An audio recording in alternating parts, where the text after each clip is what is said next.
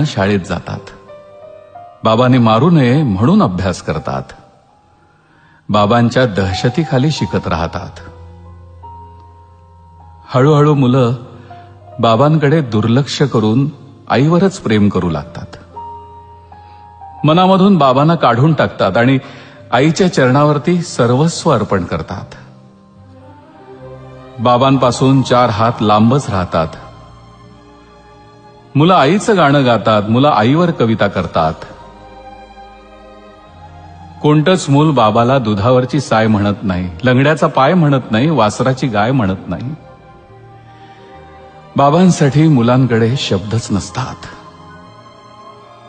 मुलाच्या पायाला ठेच लागली तरी मुलं बापरे म्हणत नाहीत आणि साने गुरुजींनाही श्यामचा बाप दिसत नाही.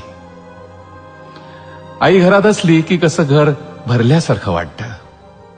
बाबा घरात असले की मात्र स्मशान शांतता. मुलं शपथ सुद्धा आईचीच घेतात. बाबा शपथेच्याही लायकीचा नसतो. बाबा असतो केवळ मुलांच्या नावाच्या आणि आडनावाच्या मध्ये, नावापुरता. मुलं विठोबाला माऊली म्हणतात, धरणीला माय म्हणतात आणि देशाला माता म्हणतात. बाबा मात्र धरणीतून, देशातून आणि मुलांच्या मनातून केव्हाच झालेला असतो, हद्दपार. बाबा असतो कठोर, काळीज नसलेला, निर्दयी, मारकुटा.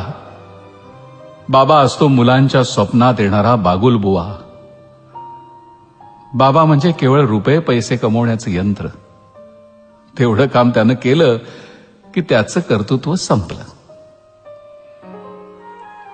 पण मग असं असूनही बाबा मेल्यावर मुलांच्या छातीत धडकी का भरते? का ओघळतो मुलांच्या डोळ्यातून पाऊस? का वाटतं मुलांना पायाखालची जमीन सरकल्यासारखी? का वाटतं मुलांना की आपण बेसहारा झालोय म्हणून? का हंबरतात मुलं बाबा मेल्यावर? का मुलं घाबरतात बाबा गेल्यावर? कथा, कादंबऱ्या आणि कवितेत कधीही नसलेला हा पत्थरदिल बाबा प्रत्यक्षात जेव्हा नसलेला होतो तेव्हा का वाटतं मुलांना की डोळे मिटून जी प्रेम करते तिला प्रेयसी म्हणतात, डोळे उघडे ठेवून जी प्रेम करते तिला मैत्री म्हणतात, डोळे वटारून जी प्रेम करते तिला पत्नी म्हणतात आणि स्वतःचे डोळे मिटेपर्यंत जी प्रेम करते तिला आई म्हणतात. पण डोळ्यात प्रेम न दाखवता जो प्रेम करतो त्याला बाबा म्हणतात. शेअर करा ना एका बाबासाठी.